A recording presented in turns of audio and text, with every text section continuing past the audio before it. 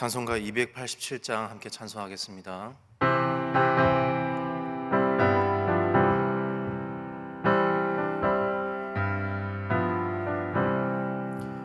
예수 앞에 나오면 죄사함 받으며 주의 품에 안기어 편히 쉬리라.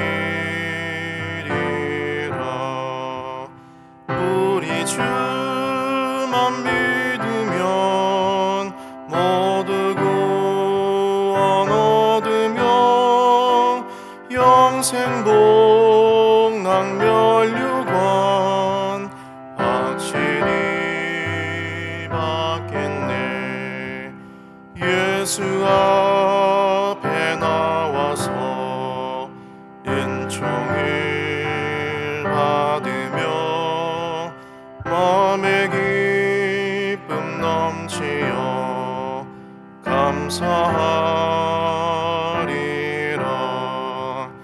우리 주만 믿으면 모두 구원 얻으며 영생 복락 면류관 확실히 받겠네.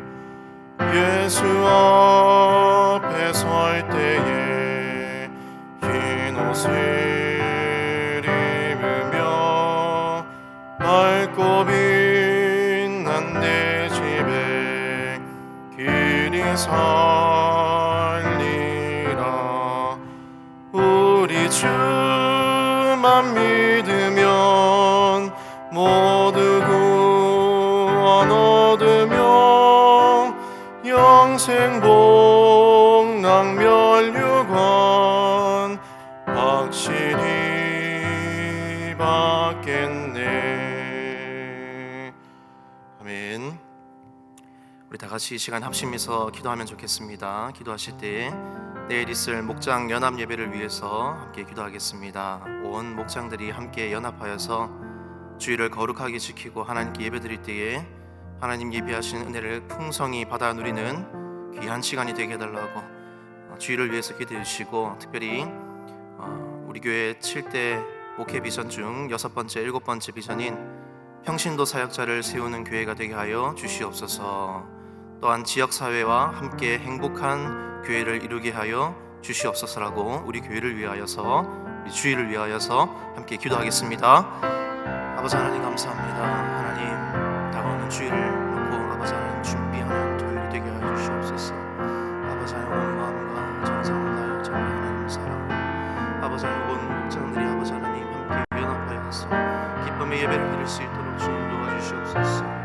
이스라엘 백성들이 주의 성전에 올라가는 그 길에 기쁨으로 노래하였듯이 하나님 아버지를 기쁨으로 예배하며 아버지 하나님 정말 하나님께서 부으시는 은혜를 풍성히 받으리며 또한 삶을 살아가며 주의 사명을 감당할 수 있는 힘을 얻는 귀한 시간이 될 수 있도록 하나님 도와주시옵소서.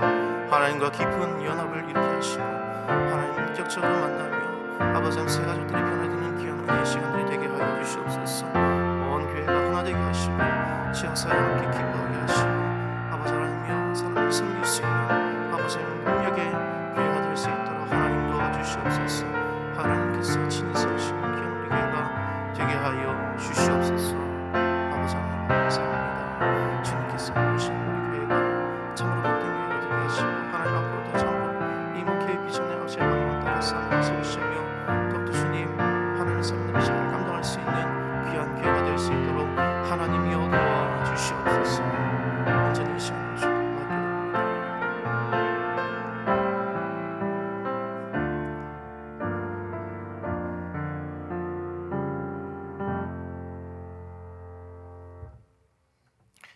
오늘 새벽에 함께 보실 하나님 말씀은 요한복음 9장 1절에서 12절까지 말씀입니다. 요한복음 9장 1절에서 12절까지, 요한복음 9장 1에서 12절까지 말씀 한 절씩 교독하겠습니다. 예수께서 길을 가실 때에 날 때부터 맹인된 사람을 보신지라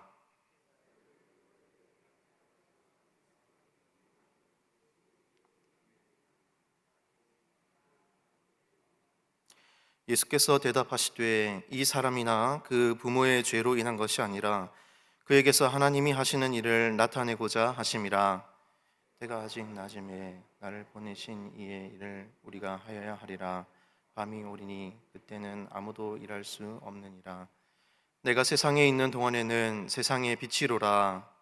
이 말씀을 하시고 땅에 침을 뱉어 진흙을 이겨 그의 눈에 바르시고 이르시되 실로암 못에 가서 씻으라 하시니, 실로암은 번역하면 보냄을 받았다는 뜻이라.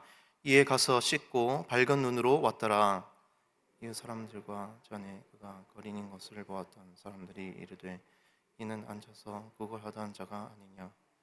어떤 사람은 그 사람이라 하며 어떤 사람은 아니라 그와 비슷하다 하거늘 자기 말은 내가 그라 하니, 그들이 묻되 그러면 내 눈이 어떻게 떠졌느냐. 대답하되 예수라 하는 그 사람이 진흙을 이겨 내 눈에 바르고 나더러 실로암에 가서 씻으라 하기에 가서 씻었더니 보게 되었노라. 그들이 이르되 그가 어디 있느냐. 이르되 알지 못하노라 하니라. 아멘. 여러분, 사람에게는 오감이라는 것이 있지 않습니까? 이 감각이 체계가 있는데 시각, 후각, 미각, 청각, 촉각, 이렇게 5종류가 있습니다. 5년 전에 제가 코로나에 걸렸을 때 한 3일간 이 후각이랑 미각을 잃어보니까 이 감각기관 중에 몇 부분만 잃어버리면 정말 살아가는데 이 불편함이 되는구나 하는 것을 실감한 적이 있습니다. 근데 여러분, 모든 외부에서 들어오는 자극을 받아들이는 것 중에 이 시각이 담당하는 비중이 약 70% 이상이라고 합니다. 굉장히 큰 비중이지 않습니까? 제가 잠시 잠깐 맛을 못 보고 냄새를 못 맡는 거, 이거랑 비교도 안 되게 이 영영 앞이 보이지 않는다는 것은 얼마나 이 큰 불편함이 되겠습니까? 맹인으로서 사회를 살아간다는 것은 그 소외감과 박탈감은 이루 말할 수 없을 것입니다. 현대 사회에도 아마 그럴 텐데 2000년 전 과거의 그때의 사람의 삶은 얼마나 힘이 들었겠습니까? 오늘 본문에 한 가엾은 맹인이 나오는데 그에게 예수님이 다가가셔서 고쳐주시는 이야기죠. 여러분, 특별히 6절과 7절 말씀을 같이 한번 다시 읽어보도록 하겠습니다. 6절, 7절 시작. 이 말씀을 하시고 땅에 침을 뱉어 진흙을 이겨 그의 눈에 바르시고 이르시되 실로암 못에 가서 씻으라 하시니, 실로암은 번역하면 보냄을 받았다는 뜻이라. 이에 가서 씻고 밝은 눈으로 왔더라. 여러분 잘 아시는 대로 예수님께서 특이한 방법으로 맹인을 고쳐주시죠. 눈에 진흙을 바르시고 실로암에 가서 씻으라 이렇게 말씀하셨습니다. 우리가 그냥 말씀을 피상적으로 보고 지나친다면 그냥 이렇게 고쳐주셨네 하실 수 있겠지만, 여러분 굉장히 커다란 단서가 하나 숨어 있습니다. 여러분, 괄호로 되어 있는 부분을 한번 주목을 해보십시오. 실로암은 번역하면 무슨 뜻이라죠? 보냄을 받았다. 성경에 이런 해석은 괜히 있는 것이 아닙니다. 물론 무엇이 더 이 원문에 가깝느냐, 후대에 좀 첨가되었다, 그럴 가능성이 있다라고 해서 괄호로 쳐지긴 했지만, 이것은 이 예수님이 맹인에게 다가가시고 고쳐주신 이 사건을 효과적으로 설명해 주기 위해서 첨언해 놓은 설명이라고 할 수 있습니다. 성경은 종종 사람의 이름이라든지 어떤 지명이라든지 어떤 사물의 뜻을 밝히면서 그 사건을 이해하는 어떤 실마리 같은 것들을 주지 않습니까? 실로암의 뜻은 보냄을 받았다. 여러분, 한마디로 말하면 이런 겁니다. 예수님은 맹인을 보내신 겁니다. 이게 무슨 말이지 싶으시죠? 예수님은 맹인을 실로암으로 보내셨습니다. 이거는 맹인에게 엄청난 도전거리였다라는 겁니다. 그냥 실로암에, 그냥 눈앞에 있는 실로암이 아니었고 어딘지 모르지만 찾아가도록 보내셨다라는 겁니다.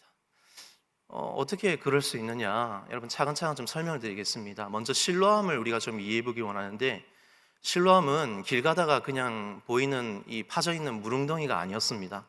그게 어떤 연못이냐면 과거에 유다 13대 왕이었던 히스기야 시대까지 거슬러 갑니다.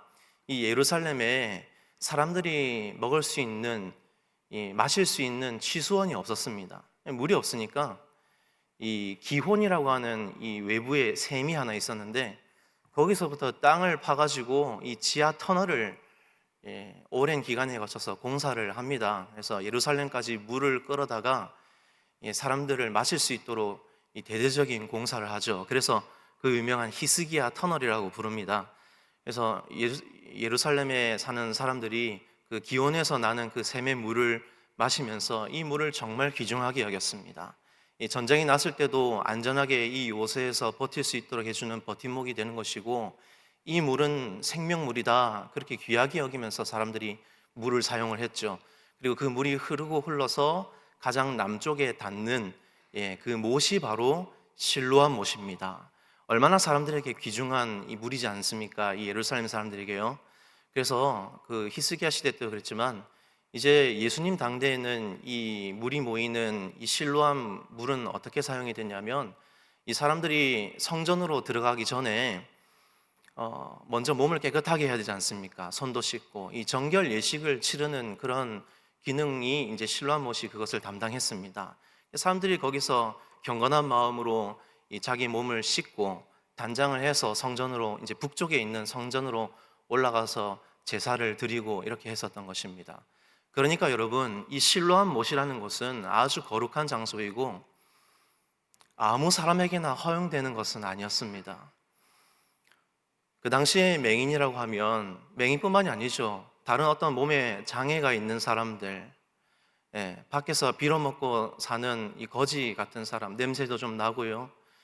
좀 보통의 사람들과는 좀 다른 이런 사람들은 건드리기만 해도 부정타는 거지 않습니까? 쉽게 허용되는 장소가 아니었습니다. 알려주지도 않았고요. 여러분, 거기를 예수님이 가라고 지금 맹인을 보내신 겁니다. 여러분 한번 생각해 보십시오. 이 맹인이 실로암으로 갈 때 도대체 어떻게 갈 수 있었겠습니까? 성경을 조금만 연구해 보면 그러면 도대체 이 맹인이 어디쯤 있었을까? 주로 이제 이 맹인과 같은 사람들, 좀 몸 아픈 사람들은 주로 북쪽 이 성전 문 근처에 사람들이 많이 왕래하는 곳에 있었습니다. 사도행전에도 보면은 성전 미문에 앉아 있는 이 안전뱅이가 있었죠. 그리고 또 요한복음 5장에 보면 38년 된 병자가 나옵니다. 그때 그 사건의 기록을 보면은 그 당시에 많은 병자들이 이 베데스다 못에 들어가 가지고 병을 고침받기 위해서 그 주변에서 많이 살고 있었더라 하는 증거가 기록되어 있습니다. 여러분, 그러니까 주로 아픈 사람들은 북쪽 마을에 다 이제 진을 치면서 거기서 사람들에게 뭐 좀 떨어지는 어떤 돈이나 음식이나 이런 걸 가지고 이제 연명을 하고 살아가고 있었던 걸로 이제 파악이 됩니다. 그러면 이 맹인도 크게 다르지 않았겠죠. 실로암 바로 옆에 있지는 않았을 것이고, 이제 지리적으로 한번 거리를 재보면 뭐 직선거리로만 따진다면 최대 한 500m 정도 떨어져 있을 수 있습니다. 평균적으로 따진다면 적어도 200-300m 떨어져 있다라고 할 수 있어요. 근데 말이 200-300m 직선거리지, 그 예루살렘 성전 이 성 안에 그 구조가 얼마나 이 골목골목이 복잡하고 구불구불하게 길이 이어져 있는지 일반 사람에게는 별것 아닌 길일 수 있지만 맹인에게는 굉장한 어려움이었습니다. 지금이야 길을 물어보면은 사람들이 알려줄 수 있겠죠. 이 당시에 맹인이 그 길을 찾아간다고 조금씩 기어서 더듬어서 그리고 또 모르겠으면은 사람들한테 묻죠. 여보세요, 그 실로암이라고 하는 못이 어디 있어? 이러면은 대답을 해줬겠습니까? 상종하지 않았어요. 괜히 애꿎은 다른 사람들도 부정하게 만들지 말고 가만히 있어라. 그냥 네가 살던 곳에 가가지고 이게 좀 한 푼 주십시오 하면은 그냥 그렇게 해서 살 수 있을 텐데 뭐하러 거기 가려고? 눈에 진흙 바르고 눈도 안 뜬 놈이 뭐 무슨 물어본다 뭐 그럴 수 있지 않습니까? 묵상하다 보니까 이제 그런 생각이 났습니다. 저 같아도 평범한 유대인이었다 상상을 해본다면 아마 크게 그 질문에 대해서 대답해 줄 가치를 못 느꼈을지도 모를 것 같습니다. 여러분, 맹인이 얼마나 간절한 마음으로 그곳을 찾아갔겠습니까? 고생해서 당도했던 것이 바로 실로암 못입니다. 그가 포기하지 않았다는 것은 바로 예수라고 하는 그분이 능력이 있으신 분이라는 것을 그가 들었었고, 그분이 손을 대고 그분이 선포하면은 병자가 고침받고 그 삶이 달라진다는 것을 그가 알았기 때문에 그 사실을 붙들고 그가 하나 가지고 열심히 실로암 못으로 최선을 다해서 찾아갔던 것입니다. 그렇게 순종했더니 씻고 눈이 밝아지는 하나님의 역사를 경험했던 것이죠. 사랑하는 성도 여러분, 오늘 말씀에 이 맹인이 실로암으로 보냄을 받았다라는 이 사실이, 이 말씀이 우리에게 도전을 하고 있습니다. 맹인이 주님의 말씀에 순종해서 눈을 고침받는 하나님의 역사를, 하나님의 기적을 경험했다면 우리에게도 마찬가지입니다. 하나님께서 우리를 어떤 사명의 자리로 보내신다면 우리가 거기에 기꺼이 순종해야 되지 않겠습니까? 하나님이 오늘 우리에게 말씀하시는 겁니다. 가거라. 환경이 어떻고 지금 내 상황이 어떻고 이 눈앞에 보이는 것만 말하지 말고 내가 가라고 할 때 믿음으로 가보거라. 내가 예비한 이 은혜, 이 예배 시간이 예비된 이 자리로 가라고 했을 때 믿음으로 순종해서 예배 자리로 나아가고, 목장 모임 이 연합하는 자리로 나아가고, VIP를 섬기고 영혼을 구원하여 살리는 이 귀중한 일에 하나님이 보내실 때에 순종하여 가거라. 오늘 이 말씀을 기억하셔서 하나님이 각자 우리에게 부르신 그 사명의 자리로 믿음으로 나가실 수 있기를 주님의 이름으로 축복합니다. 내가 달려가지는 못할지언정 맹인처럼 기어서도 좋습니다. 조금씩 더디더라도 순종하여 나아가는 그 발걸음을 우리 하나님께서 기뻐하실 줄로 믿습니다. 여러분, 마지막 우리 3절을 같이 한번 읽겠습니다. 3절 말씀요, 시작. 예수께서 대답하시되 이 사람이나 그 부모의 죄로 인한 것이 아니라 그에게서 하나님이 하시는 일을 나타내고자 하심이라. 분명하게 우리 주님께서 말씀하셨습니다.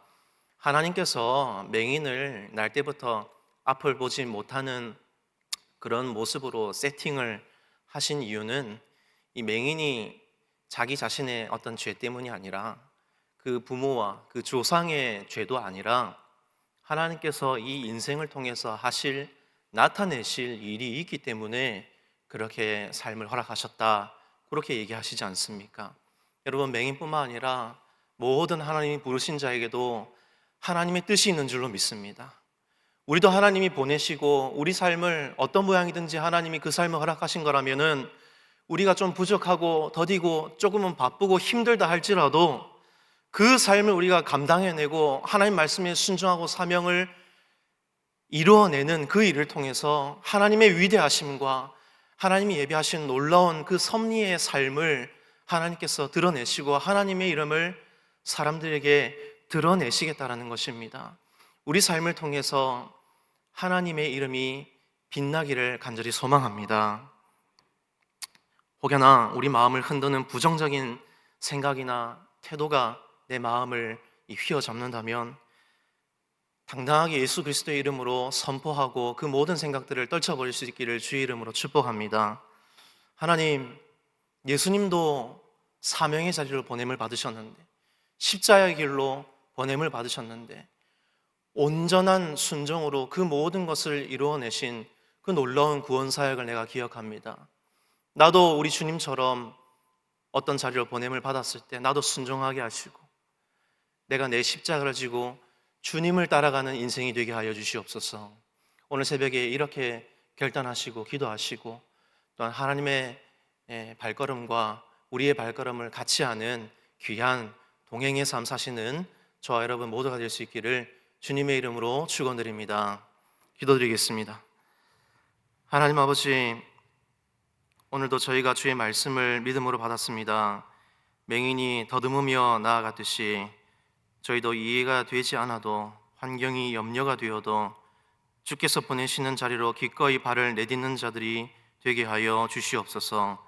순종의 자리에서 하나님의 일하심을 경험케 하시고 저희의 삶이 비록 빛바랜 일상이었을지라도 다시 한번 빛이신 예수로 빛나는 삶, 주님의 영광을 드러내는 귀한 통로가 되게 하여 주시옵소서. 모든 것에 감사드리오며 이 모든 말씀 우리의 치료자 되시는 예수님의 이름으로 간절히 기도드립니다.